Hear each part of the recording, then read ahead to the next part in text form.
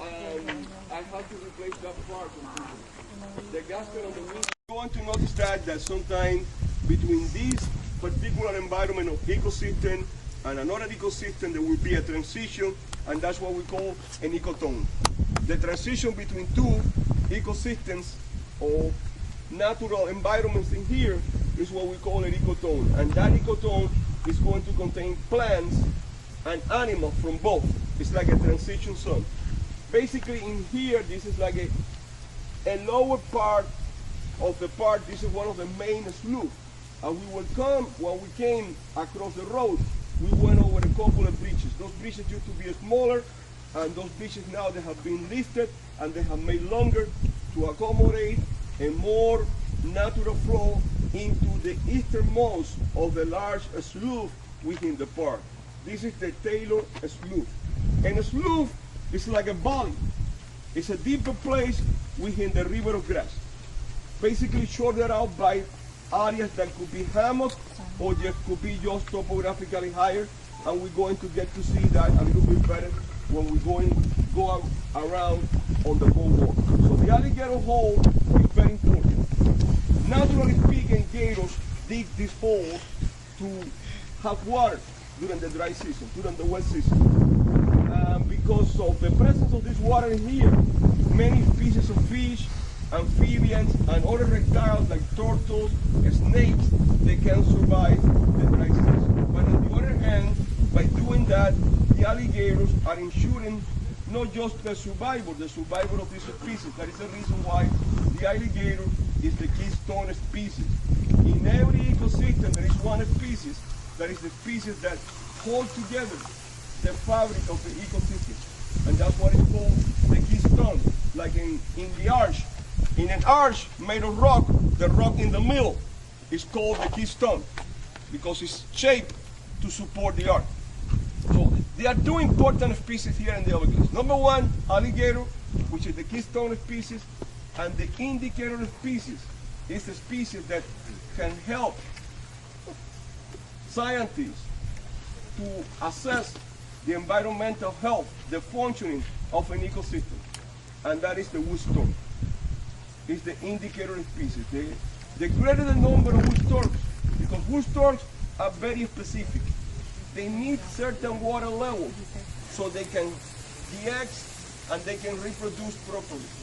And that's one of the problems that we are experiencing down here. That because everything is so much under human control, and we have been losing wood storks because probably the water levels are not kept to the satisfaction, to the needs of the wood stork, but more to the needs of humans. Okay? Well, this is pretty much, we're going to go around and we're going to see perhaps a couple of gators, we're going to see some wading birds, and you're going to see if the water allows the, the bedrock, the Miami Dade.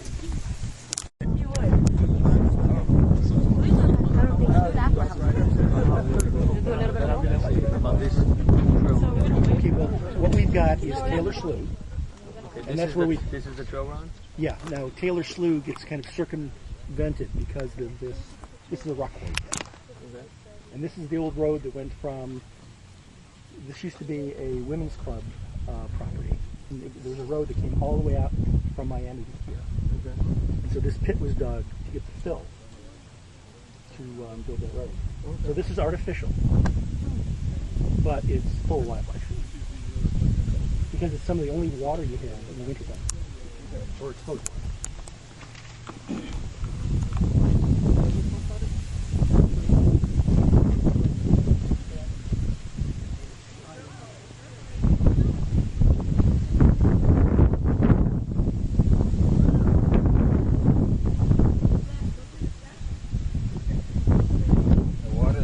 There's a bird in here somewhere. Oh, there it went. Wow, this one all the way over there.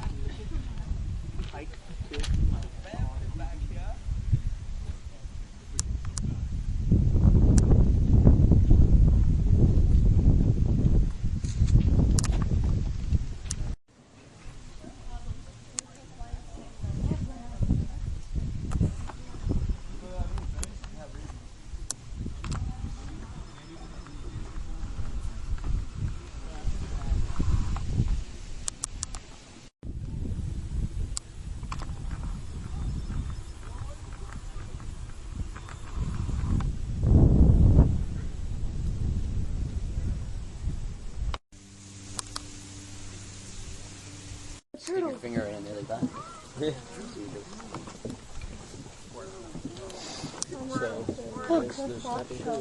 Like the soft shell. Oh, soft shell. That's the soft shell. Wow. There are snappers in here as well. It's just a big softie.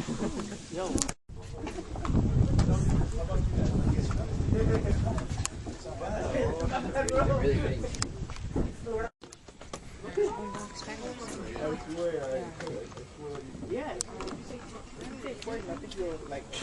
I want to show you guys this. This is. Can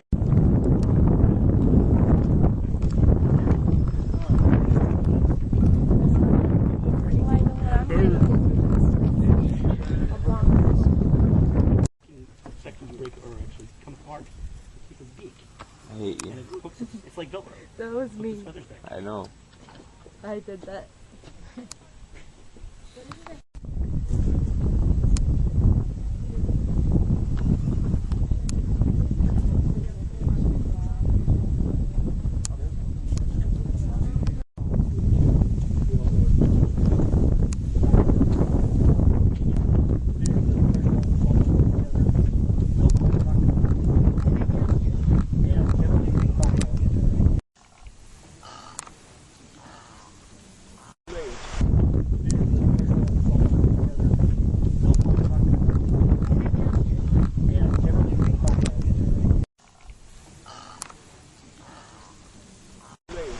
But in reality, so we are in a special place in the Everglades. Basically here we're going to see the pine forest, which is different.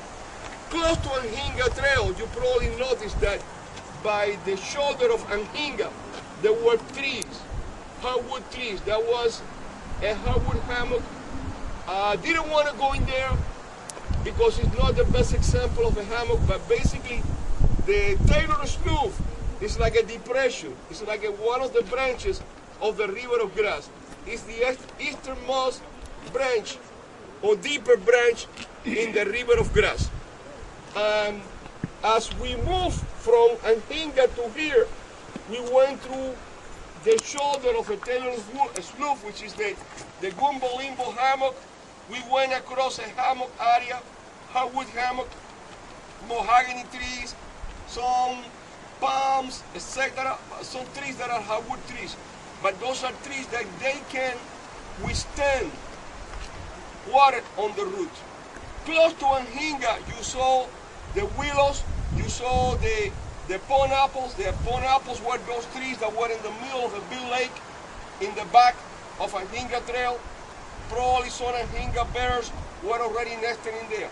So what I want you to notice is to absorb and think about the changes, how maybe just 1, 2, 3 feet change in elevation. Look at how different this landscape looks to the places that you visit in Anhinga Trail. Because topographically high, this is part of what we call the limestone ridge. This ridge begins almost around North Dade County, maybe southern Broward County. The southernmost extent of the ridge is around Dania, more or less around that area, and then extend up, swings around into the Everglades National Park, and extends a little bit. It's kind of like make like a Y, and extend a little bit into northern Key Largo. In northern Key Largo, you can find Miami Dade either interbedded or overlying the coeval Key Largo limestone.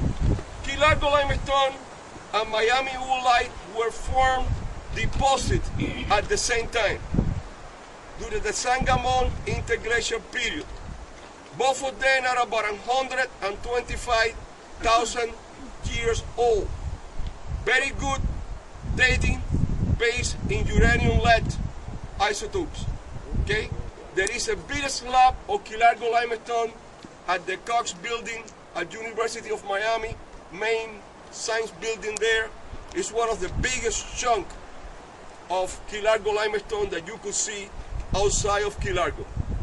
And you could see in there a bunch of very large armatypic hard corals like Monastrea annulari, Diploria breniforme, star, and brain corals. Those are the most two types of abundant corals in the key largo limestone. In Miami Light, you got fragment of corals, many shells, because it represents a different environment. And now, today here, we're going to see actually also more example of cartography. Very rich in resin. It almost kill all this underbrush, so the pine